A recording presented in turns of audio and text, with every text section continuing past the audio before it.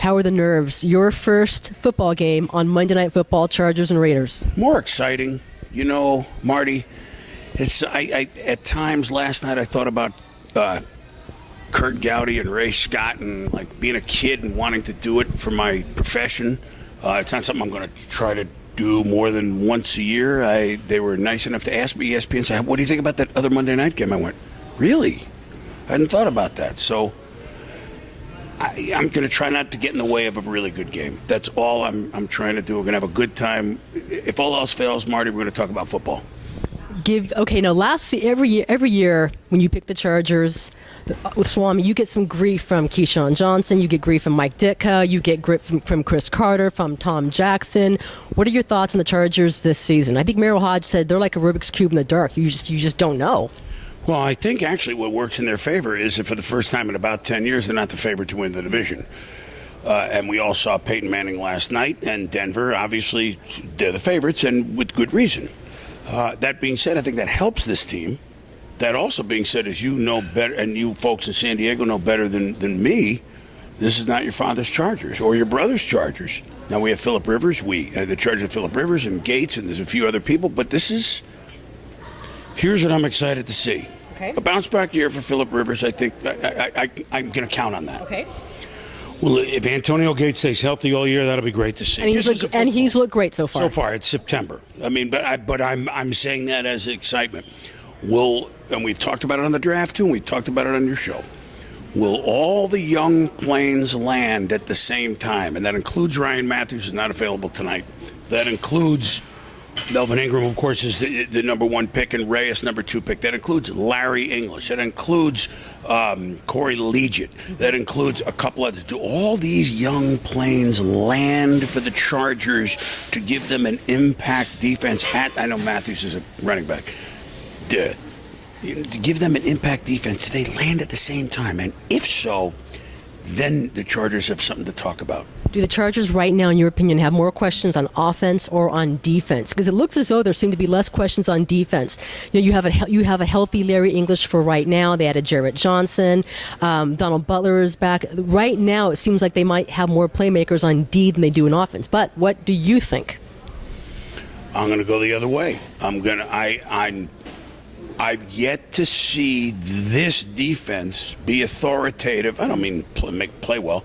I mean, there's a loss of 4 or 7. There's a negative play. Be like it was 5-7 years ago with the pass rush that they had, with interceptions here and there. I agree there are less questions. Will they be a nice unit? Yeah. Will they be authoritative? Yes, I think that. I mean, that's to me the question. So I like the receivers that they have. Jackson gone. Yes, I know this is a big question at left tackle. Yep. My question is still more on defense. Are these young guys all going to arrive together to help the likes of Sean Phillips, etc.? The Oakland Raiders. They seem to beat the crap out of the Chargers the past couple years. Listen, the Chargers don't usually play these games without leaving with some sort of injury. What do you know about Dennis Allen and this Oakland team? Well, I've been impressed with what I've seen and heard. They have totally respected why they're here, Al Davis's legacy, commitment to excellence, but they're kind of redoing things a little way. The team that last year set, for example, records in number and yards for penalties, NFL records. They've been playing football for, 90 years. They're not going to stand for that. Now, I'll believe that when I see it, but they're not going to stand for that. This is going to be I think what I see from these Raiders is a dedicated Carson Palmer at quarterback to be the guy that we thought he always might have been. Okay. In his first full year with the Raiders, and remember he came off the beach, literally at Del Mar last year to play right next door to North Turner. Yes, right, exactly. They passed when one ran out of salt or butter. The two families would exchange things. That's true, by the way. Yes. It's hard to play football, so they have that, and they're so excited about a healthy Darren McFadden. And then, as you alluded to, even though the records will say that the Chargers have beaten the Raiders 14 of the last 17 times. Even some of those wins, the Chargers were carted off.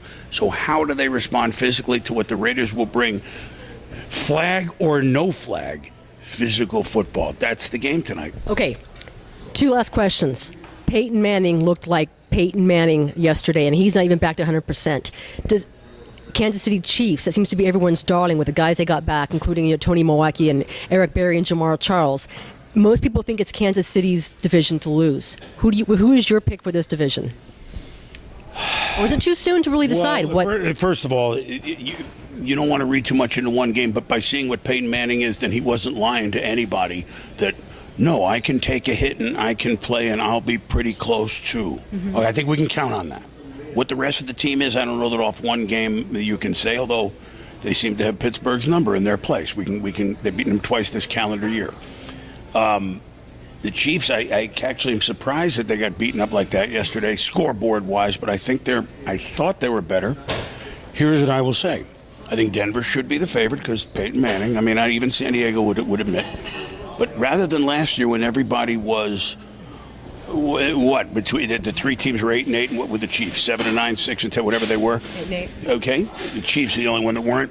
I think all four teams have a potential to be between 8-8 and 10-6, with maybe one of them being 11-5. Now, probably won't all turn out that way, but it's possible that all four, none of them will be below 500. That makes it the most competitive division, I think, in the NFL. Okay, give me a prediction for tonight, or can you not do that? I'll probably side slip. Well, look,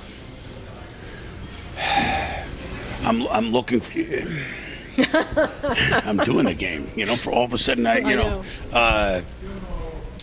if I had to say, I would say the Chargers probably by a field goal.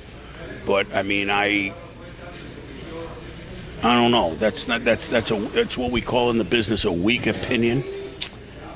I mean, if the Raiders win, I won't be shocked. I was at that Thursday game, as you know, last year where they manhandled the Chargers. And what we will see tonight, by the way, is the best receiver on the Raiders, Tenarius Moore. They're going to wait till warm-up to see if he can go. Okay. That might tip the balance a little bit tonight. That's a pretty big deal with a hamstring, too. Yeah, even if he goes, he's not going to be. But keep your eye on him in this division this year. He's really good.